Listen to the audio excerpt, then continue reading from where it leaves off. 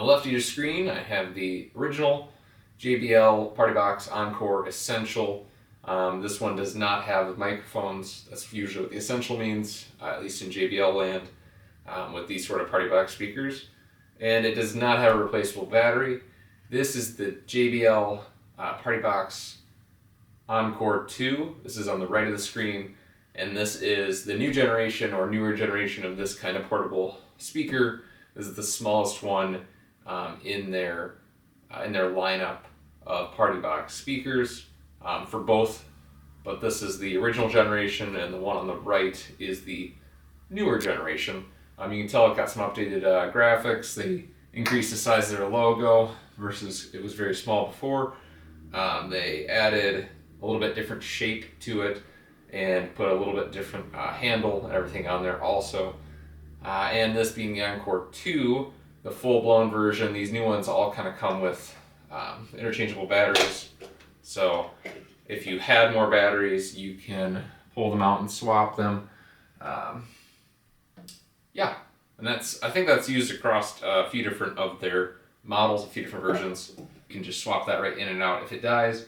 Alternatively, these both do run on AC. They have a standard AC connector on the back, and they both use the same connector. There is no USB-C charging for either of them. Again, they're going to run on AC only, and the cable is included. Then they're both going to allow for a mic or guitar input in the back, as well as an aux in. They both have wireless stereo pairing, but only with the same model. These do not pair together and play in stereo. This will pair with another original Essential or Encore, and this will pair with another Encore 2 and will play in stereo, but obviously these are not the same model, so they will not play in stereo. However, they do connect using like party mode or something similar, and you can connect them via the app, and they will both play at the same time, and I find that the sync is pretty good. It's not terrible. Sometimes they tend to get a little bit off from each other, but for the most part, they're pretty in sync. Now, as far as sound, they both sound very similar. The original Encore uses some tweeters, which are actually a paper cone tweeter. I find that these tend to sound a little bit more harsh head-on, and then kind of have some dipping as you get off axis. They just kind of don't seem to play as wide of an angle as well. The Encore 2 has silk dome tweeters.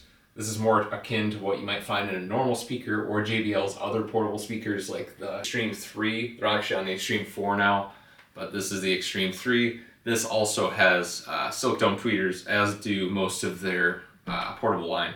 So this seems to just sound, the Encore 2 seems to just sound a little bit less harsh head-on, a little smoother, and then off-axis response as far as the highs go seems to be a little bit better, but by and large they sound very, very similar. Maybe the bass is a little bit better on the Partybox 2 as far as extension, but we're not talking big changes here.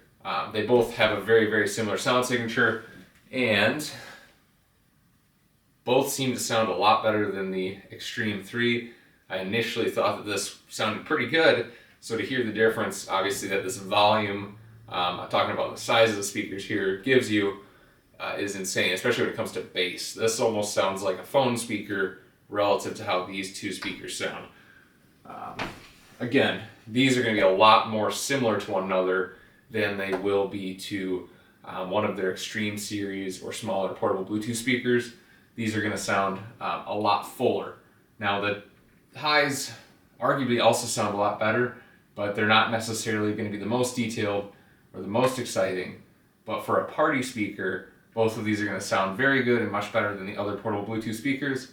Now, I think the biggest difference, the biggest consideration for why you might pick the Encore 2 over the original Encore or Encore Essential is probably the battery life. This unit tends to last upwards of 12 hours or so on a battery, whereas this unit is about half of that. So the difference you get is quite stark and quite convenient to have the extra playtime, especially at higher volumes on the Encore 2.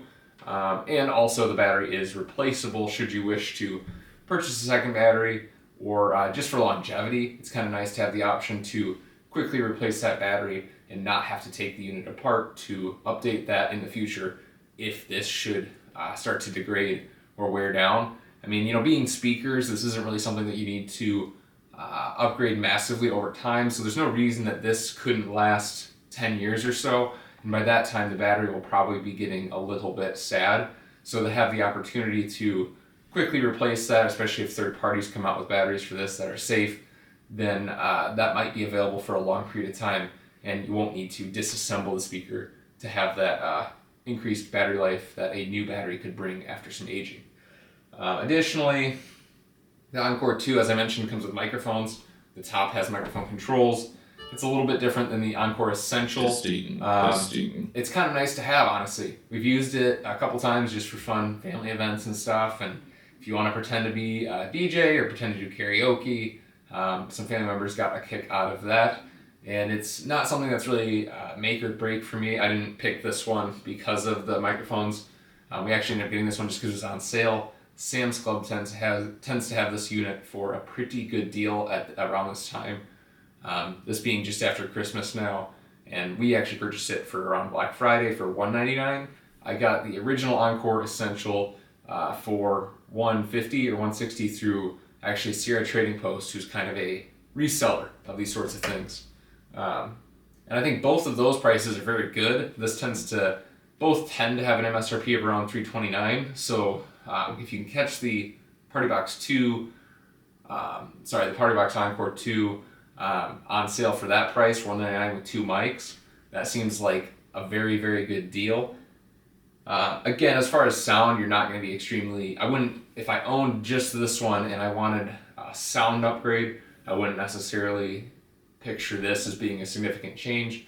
I think there's not really enough difference between them for, to justify, buying again, especially at the $329. Another thing I have is that this one is just a little different shape.